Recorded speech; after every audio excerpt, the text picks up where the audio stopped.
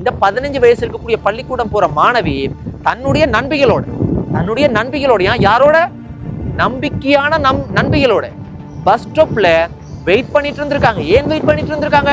இந்த 15 வயசு துஷ்பிரயோகப்படுத்தப்பட்ட அந்த மாணவிக்கு காதலன் இருக்கான். 15 வயசுல காதலன், பாருங்க எப்பேற்பட்ட காதலன். அந்த காதலனினுடைய 2 நண்பர்கள் பணம் எடுத்துக்கொண்டு இந்த தங்கச்சி இந்த பள்ளிக்கூட மாணவியை சந்திக்கிறதுக்காக பஸ் ஸ்டாப்புக்கு வந்திருக்காங்க. அந்த பணத்தை பெற்றுக்கொண்டதன் பிற்பாடு இந்த துஷ்பிரயோகப்படுத்தப்பட்ட அந்த பள்ளிக்கூட மாணவியினுடைய இந்த நண்பிகள் பணத்தை பெற்றுக்கொண்டு எஸ்கேப். சொந்தங்களுக்கு வணக்கம். முதலாவது, நீங்க பொறுமையா இந்த விஷயத்தை முதலாவது முழுமையா கேளுங்க. உங்களோட பிள்ளைகள் இருக்காங்க தானே, உங்களோட பிள்ளைகள் மேல நீங்க அளவு கடந்த பாசம் வச்சிருக்கலாம், அது ஒரு பிரச்சனையும் இல்லை. ஆனா அந்த பாசம் நீங்க ஏமாளியா இருக்கிற அளவுக்கு இருக்கக்கூடாது. ஏன்னு அதை சொல்றேன்டா, இன்றைக்கு பாருங்க, ஒரு மோசமான ஒரு விஷயம் மட்டும் என்னுடைய கைக்கு கிடைச்சிருக்க கதைக்கக்கூடிய வகையில 15 வயசு இருக்கக்கூடிய பள்ளிக்கூடம் போற மாணவி ஒரு திருமணமான கல்யாண மாணவனால ஒரு காட்டு மிராண்டிகளால துஷ்பிரயோகப்படுத்தப்பட்டு அந்த தங்கச்சியினுடைய வாழ்க்கையை சீரழிஞ்சு போகக்கூடிய ஒரு சூழ்நிலையில ஏற்படுத்தி இருக்கிறான். இப்ப என்ன நடந்தது என்றதை நான் உங்களுக்கு தெளிவா சொல்றேன். ஏன்னா பொறுப்புள்ள பெற்றோர்களா நீங்க இருக்கணும். எங்கட சமுதாயத்துல நீங்க முதலாவது இந்த மேலதிக வகுப்பு, டியூஷன், அது இதுக்கு அனுப்புறீங்க. இப்போ அது இதுக்கு அனுப்பும் போது யாராவது ஒருத்தவங்க உங்கள்ட்ட ஏதாவது ஒரு கேள்வி ஒன்று கேட்டா, இது சிக்கலா இருக்குமே, கவனம் அப்படின்னு சொன்னா என்ன தெரியுமா, நானே கண்கூடா கேட்டு இருக்கிறதெல்லாம் இல்ல, அது ஒரு நம்பிக்கையான ஆட்டோ, நம்பிக்கையான கிளாஸ், நம்பிக்கையான டீச்சர், நம்பிக்கையான ஆக்கள், நம்பிக்கையான வீடு, இப்படி கதைப்பாங்க. இந்த நம்பிக்கையானது வேணாமையா, இது நம்பிக்கையானது நீங்க நினைச்சு கடைசியில நம்பிக்கை துரோகம் தான் நடக்கும். அதனால உங்களோட பிள்ளைகளை நீங்க பாதுகாத்து கொள்ளணும்டா. நான் சொல்ற இந்த விஷயத்தை முழுமையா கேளுங்க. முழுமையா கேட்டா உங்களுக்கு ஒரு தெளிவுண்டு கிடைக்கும். இப்ப இலங்கை நாட்டுல மொனராகலையில இந்த மாசம் 8ஆம் தேதியா, இன்றைக்கு பாத்தீங்கன்னா 16ஆம் தேதி, 7 நாளைக்கு முதல் ஒரு மோசமான சம்பவம் நடந்திருக்குது. என்ன நான் இப்ப பாருங்க, இந்த விஷயத்துல அந்த பாதிக்கப்பட்ட பெண்ணினுடைய அந்த தங்கச்சியினுடைய பாடசாலை மாணவியினுடைய பெயரை பயன்படுத்த இல்லை, எங்க படிக்கிறாங்கன்ற பாடசாலையினுடைய பெயரை பயன்படுத்த இல்லை, அந்த அவரோட ஊரினுடைய பெயரை பயன்படுத்த இல்லை, அந்த வீட்டு அவங்க யாரினுடைய விஷயத்தையும் நான் பெருசா ஏன் சொல்லலண்டா, நாளைக்கு இதனால கூட செய்திகள் வெளிவருது கூட தவறான முடிவுகள் எடுக்கலாம். இப்ப நான் சொல்ல வர்ற விஷயத்தை கேட்டுக்கொள்ளுங்க. 8ஆம் தேதி தன்னுடைய மகள் 15 வயசு இருக்கக்கூடிய பள்ளிக்கூடம் போகக்கூடிய மாணவி வீட்டுக்கு, அதாவது ஹாஸ்பிட்டலுக்கு மருந்தெடுக்கிறதுக்கு போயிருக்காங்க. மருந்தெடுக்க போன தன்னுடைய மகள் பகல் நேரமாகி மாலை நேரமாகி வீட்டை வர இல்லை. என்னடா வீட்டை வர இல்லைன்னு இந்த தாய்க்கார் என்ன செஞ்சிருக்காங்கன்னா, அம்மா பதறி போய் அந்த மகளினுடைய நண்பிகள், தெரிஞ்சவங்க தெரியாதவங்க சொந்தக்காரவங்க எல்லாருக்குமே தொடர்பு கொண்டு கேட்டிருக்காங்க. எங்கேயுமே தன்னுடைய மகள் இல்லை. அப்ப கவலை அடைஞ்சு அவங்க முடியாத கட்டத்துல பக்கத்துல இருக்கிற காவல் நிலையத்துக்கு, போலீஸ் ஸ்டேஷனுக்கு போய் ஒரு புகார் ஒன்றை கொடுத்துருக்காங்க. என்னுடைய மகள் மருந்தெடுக்கிறதுக்காக போனாங்க, ஆனா வீட்டுக்கு வரல. அப்ப என்ன நடந்திருக்குன்னு பாத்தீங்கன்னா, போலீஸ் விசாரணைகள் மேற்கொண்டாலும் பெரிய ஒரு நம்பிக்கையான எந்த ஒரு நடவடிக்கைகளும் பாத்தீங்கன்னா பெருசா சந்தோஷமான விஷயம் ஒன்றுமே அவங்களோட காதுக்கு வரல. ஆனால் 8ஆம் தேதி போன மகள் மறுபடியும் 10ஆம் தேதி வீட்டுக்கு வந்திருக்கிறாங்க. 10ஆம் தேதிக்கு வீட்டுக்கு வரும்போது சர்வ சாதாரணமா வந்திருக்காங்க. யோசிச்சு பாருங்க, 2 நாட்கள் வீட்டுல இல்லை. அப்ப தன்னுடைய தாய் உடனே தன்னுடைய மகள் சொல்ற எல்லாத்தையுமே நம்பாம உடனே அந்த மகளை கூட்டிக் கொண்டு காவல் நிலையத்துக்கு, போலீஸ் ஸ்டேஷனுக்கு போய் இருக்கிறாங்க. போலீஸ் ஸ்டேஷன்ல போலீஸ் விசாரணைகளை நடத்தி இருக்கிறாங்க. விசாரணைகள்ல வெளிவந்ததை நான் சொல்ல போறேன். பொறுமையா நல்ல தெளிவா கேட்டுக்கொள்ளுங்க. இந்த விஷயம் ஒரு காணொலியாக, ஒரு செய்தியாக நீங்க கேட்க கூடாது. நாளைய தினம் உங்களோட வீட்டிலையும் இது போல சம்பவங்கள் நடக்காம இருக்கணும்டா. நீங்க விழிப்புணர்வு அடையணும் தான் இந்த விஷயத்தை நான் உங்களுக்கு இவ்வளவு தெளிவா சொல்றேன். என்ன நடந்திருக்குண்டா, இந்த 15 வயசு இருக்கக்கூடிய பள்ளிக்கூடம் போற மாணவி தன்னுடைய நண்பிகளோட யாரோட நம்பிக்கையான நண்பிகளோட பஸ் ஸ்டாப்ல வெயிட் பண்ணிட்டு இருந்திருக்காங்க. ஏன் வெயிட் பண்ணிட்டு இருந்திருக்காங்க?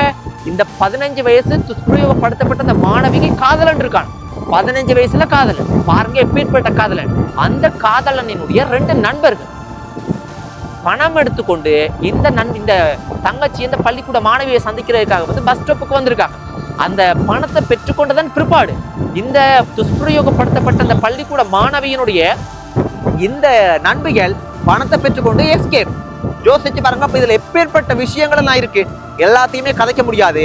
அதன் பிற்பாடு அந்த மாணவி தன்னன் தனியாக அந்த பஸ் ஸ்டாப்ல இருந்திருக்காங்க. அப்ப அந்த 2 சந்தேகத்துக்குரிய அந்த 2 பேர் இருக்காங்க, அவர்களும் இரவு முழுக்க அதுல இருந்திருக்காங்க.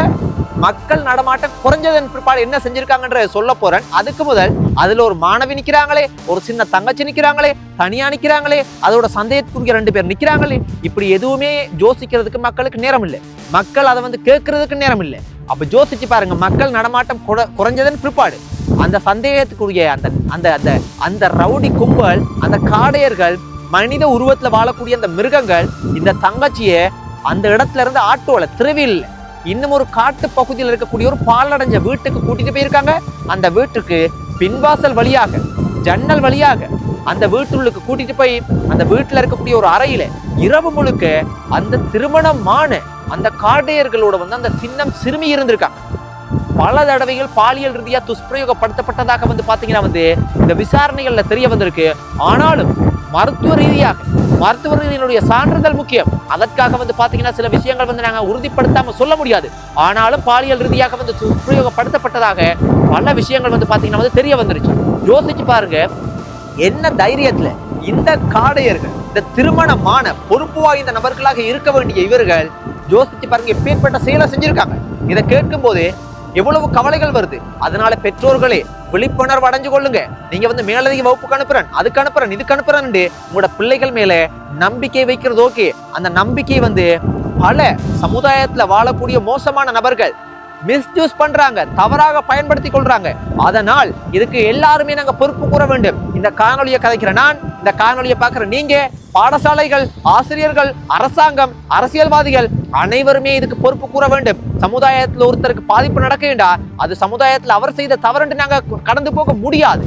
ஏனென்றா பாடசாலைகள்ல ஆசிரியர்கள் பாடங்களை கற்றுக் கொடுக்கறது மட்டும் இல்ல, கல்வி அறிவுகளை கற்றுக் கொடுக்கறது மட்டும் இல்ல, சமுதாயத்துல எப்படி வாழணும், எப்படி நாம இருக்கணும், எங்களுடைய சின்னம் சிறு வயதுல எப்படி எங்களை ஏமாத்துவாங்க, எப்படி பாலியல் ரீதியா எங்களை பயன்படுத்துவாங்க, எப்படி எங்களை பாத்தீங்கன்னா பல மிருகங்கள் காவு கொள்ளுவாங்க, எல்லாத்தையுமே சொல்லிக் கொடுக்கணும். பெற்றோர்கள் மிகவும் பொறுப்பு வாய்ந்த பெற்றோர்களாக இருக்கணும். இனிமேல் ஒரு சம்பவம் நடந்ததன் பிற்பாடு அவர்களை துன்புறுத்தி மானம் போயிருச்சு, மரியாதை போயிருச்சு, இது போல வார்த்தைகளை பயன்படுத்தி அவர்களை தற்கொலை செய்யற அளவுக்கு நீங்க தூண்டக்கூடாது. இனிமே நீங்க கண்ணும் கருத்துமா இது போல சம்பவங்கள் நடக்கிற பெற்றோர்கள் கண்ணும் கருத்துமா இருக்கணும். இந்த மாதிரியான சம்பவங்களை பார்க்கும்போது ரொம்ப ரொம்ப கவலையா இருக்கு. யாருன்னே தெரியாத ஒரு பாடசாலை செல்லக்கூடிய 15 வயசு இருக்கக்கூடிய அந்த மாணவியாக அந்த தங்கச்சி இருந்தா கூட எனக்கு என்னுடைய சொந்த குடும்பத்துல நடந்தது போல ஒரு உணர்வாக இருக்குது, கவலையாக இருக்குது, ஒரு துன்பமான சம்பவம் என. அதனால பெற்றோர்களே, ஆசிரியர்களே, அரசியல்வாதிகளே, அரசாங்கமே, இது சம்பந்தப்பட்ட முக்கியமான பதவிகள்ல இருக்கக்கூடிய காவல்துறையே பொறுப்பு வாய்ந்த நபர்களாக நடந்து கொள்ளுங்க. இது போல சம்பவங்கள் இனிமேல் நடக்காம இருக்கணும்டா. இது போல சம்பவங்கள் செய்யறவங்களுக்கு எப்படி தைரியம் வருது, எவ்வளவு துணிச்சல், ஏன் என்ன காரணம்டா இது போல செயல்களில் ஈடுபடுறவங்களுக்கு சரியான தண்டனைகள் கிடைக்கிறது குறைவு. 3 மாதமோ 6 மாதமோ 1 வருஷம் சிறைச்சாலைகள்ல இருந்து போட்டு அவங்க வெளியே வர்றதுக்கான சந்தர்ப்பம் இருக்கிற காரணத்தினால தைரியமாக செய்யறாங்க. இவர்களுக்கு ஆயுள் தண்டனை, மரண தண்டனை இந்த உலகத்திலேயே பாத்தீங்கன்னா மிகப்பெரிய அதியுச்ச தண்டனைகளாக என்ன தண்டனைகள் இருக்குதோ, இந்த நாட்டினுடைய சட்ட திட்டத்துல என்ன தண்டனை அதி உச்ச தண்டனையாக கொடுக்க முடியுமோ அந்த தண்டனைகளை கொடுக்க வேண்டும். அது போல நடந்தால்தான் இது போல பல செயல்களில் ஈடுபடக்கூடிய நபர்கள் இது போல விஷயங்களை செய்ய மாட்டாங்க, பயம் வரும். அதனால இந்த மாதிரியான சம்பவங்கள் நடக்கிறத எங்கட சொந்தங்கள் நீங்க பாக்குறது மாத்திரம் எல்லாமே இதை நீங்க ஒரு செய்தியாக எடுத்துக்கொள்ளாம உங்களோட குடும்பத்துல நடக்காம இருக்கணும்டா. நீங்க விழிப்புணர்வு அடைஞ்சு கொள்ளுங்க.